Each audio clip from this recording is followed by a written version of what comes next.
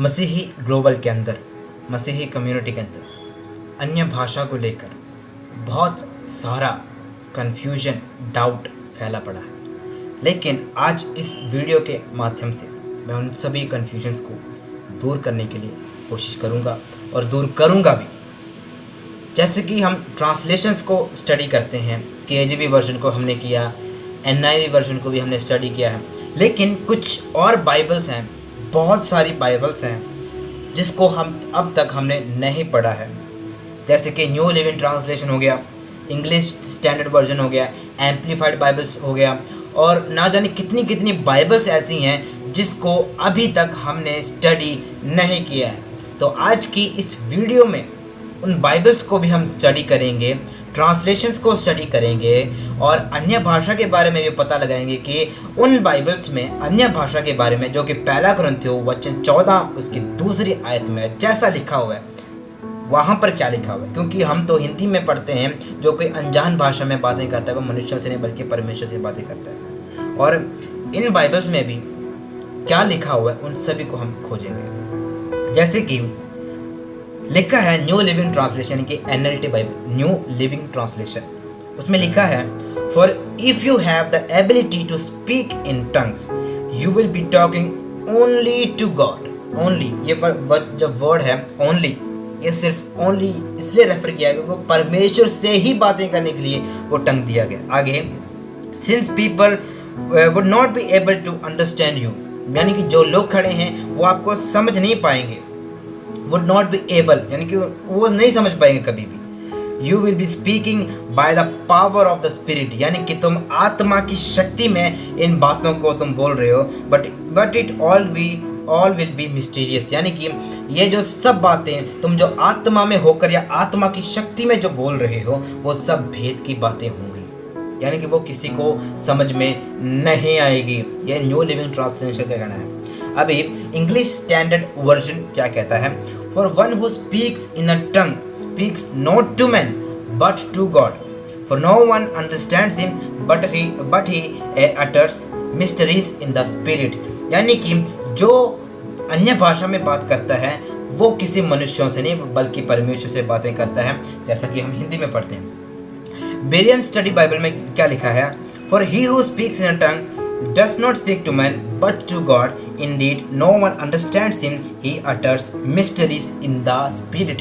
जैसे कि पौलुस पहला कुरिन्थियों 14 की 14 में जैसे हम पढ़ते हैं वहाँ पर लिखा है कि मैं आत्मा में क्या बोलता हूँ, अनजान भाषा बोलता हूँ, यानी कि मैं अननोन टंग बोलता हूँ। वहाँ पर अननोन टंग की बात की हुई है।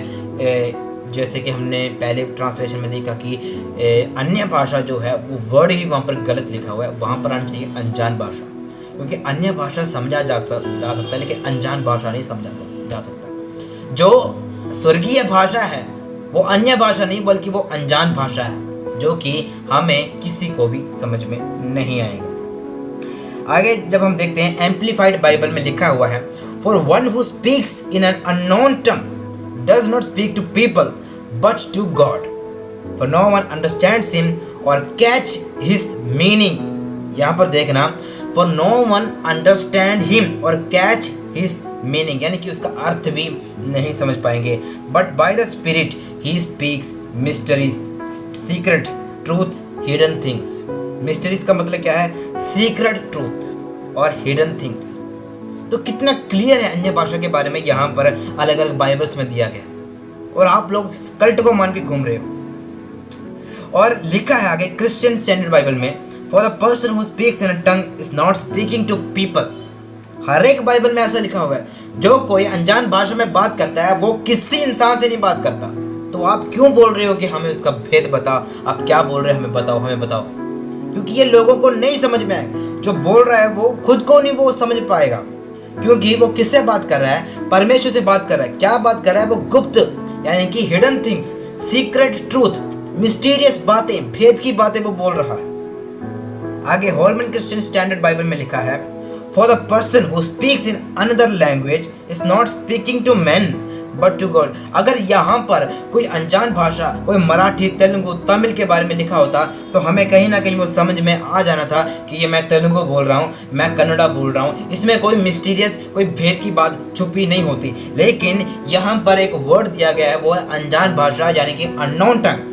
और उस अननोन टंग को लेकर अगर मैं बात करूँगा वो मुझे समझ में नहीं आएगा, मुझे समझ में नहीं आएगा, इसलिए वहाँ पर भेद की बात लिखा हुआ है। अगर मुझे समझ में आ रहा है तो वहाँ पर भेद की बात लिखने की कोई मतलब नहीं है।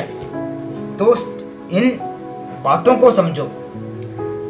अरामिक बाइबल में लिखा हुआ है, अरामिक बाइबल में, for whoever speaks in language does not speak to man but he is speaking to God, for no man understands what he speaks, but by the Spirit he speaks mysteries.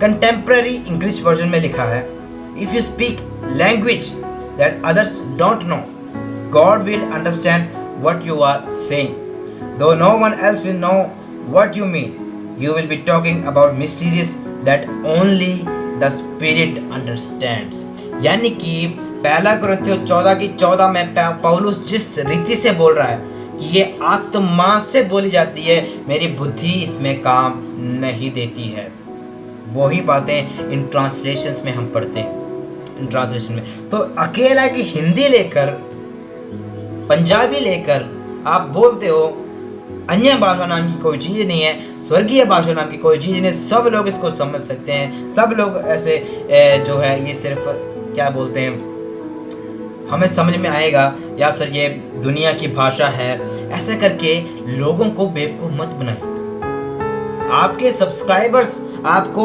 अंधे रीति से विश्वास कर सकते हैं, लेकिन हम लोग नहीं, क्योंकि हम बाइबल को छान कर पढ़ते हैं, हम बाइबल को एकदम ध्यान से पढ़ते हैं और उसमें डूब जाते हैं, डूब कर पढ़ते हैं, क्योंकि बाइबल एक विशाल समुद्र है।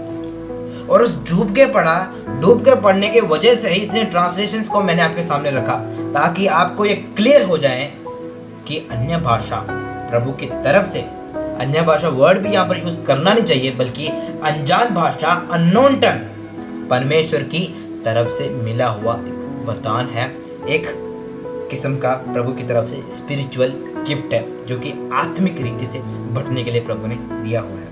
तो अगर कोई क्वेश्चन करता है अन्य भाषा या फिर अनजान भाषा प्रभु ने क्यों दिया है, तो उसको बोलना, जब तू स्वर्ग में पहुंचेगा, स्वर्ग में जाकर प्रभु से पहले यही क्वेश्चन करना है कि प्रभु आपने क्यों वरदान दिया है। हालांकि प्रभु ने भाषाओं का वरदान दिया है, यानी कि मुझे मराठी नहीं आती तो मुझे मराठी बोलने का वरदान प्रभु ने दिया हुआ है, प्रभु दे सकता है, या प्रभु के पास कैपेसिटी है।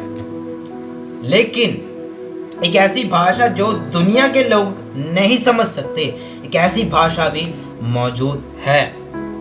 उस मौजूद होने के कारण ही इन आयतें जो अभी भी जिंदा हैं, तगड़ी हैं और ये चल रही हैं। नहीं तो अगर ऐसी कोई भाषा ना होती, इस आयत जो था व्यर्थ होना था। तो आपके सामने इन ट्रांसलेशन को रखा है मैंने।